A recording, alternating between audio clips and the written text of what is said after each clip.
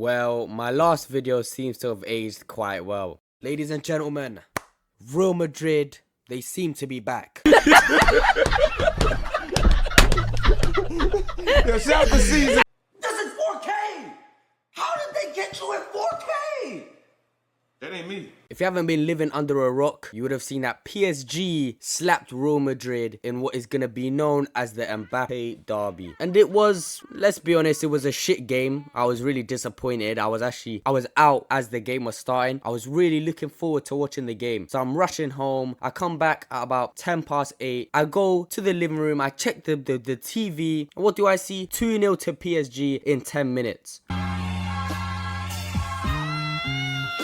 That's when I knew we had to wrap this shit up, bro, because there's no way Madrid was scoring 2 goals on PSG after conceding 2 in the first 10. And I think this game put into perspective how astronomically clear PSG are of every other club. You know, Madrid had been cooking. I still stand by my points in that video. They had looked better in attack in this competition. Their signings did look good. They did look like a better team. But PSG still absolutely dominated them and made them just look average when the players on that Real Madrid team are far from average. Let's be honest, the game was killed off early by 2 silly mistakes. I mean, Raul Asensio, how many mistakes left does this guy have at the club? Because he's made 2 mistakes in 3 games at the Club World Cup. I'm sorry, how he went from probably Madrid's best centre-back towards the end of last season to just turning into absolute dog shit. So I really don't know or don't see how Xabi Alonso even thinks of a possible calculation where he can even start Asensio after the performances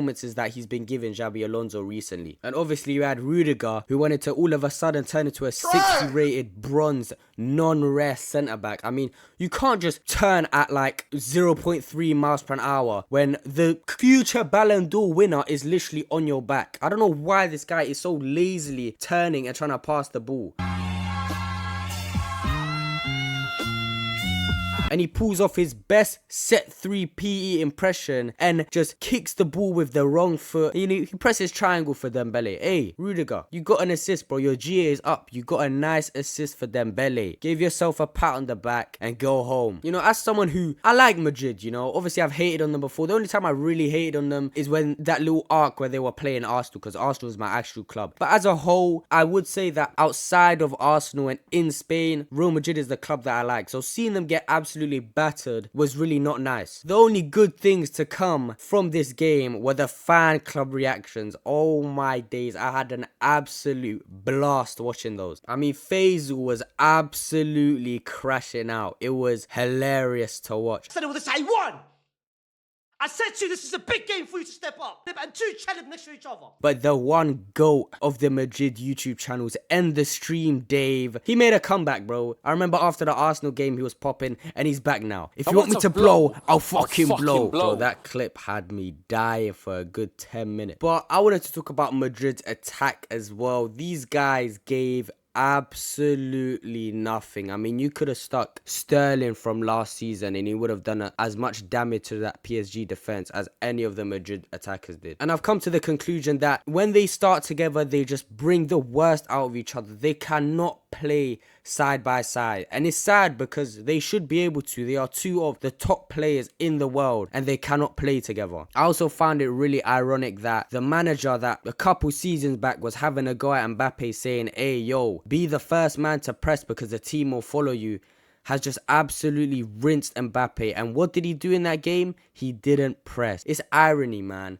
It's true irony. Enrique saw what we didn't, and he's got players now at PSG that will do the running that he wants. He doesn't need a player like Mbappe in his team. He needs a player who can run, because he knows that a player who runs and works hard for the team is far more important than a player like Mbappe is. I think seeing a team like Madrid get absolutely babied around the pitch is always something that catches football fans off guard, and I'd say that this was another one of those games where they truly looked helpless. They didn't know what to do. They were terrified of how quickly PSG could just transition from defense to attack. I mean, you saw in that third goal. That third goal was ridiculous. So I don't really blame them for being scared, but the fact of the matter is they were terrified of what PSG could do to them on the counter. And because of that, they never really looked like they wanted to commit any real bodies forward or really go for it in the attack. And all in all, it was just men against boys in that game. Truly. I mean,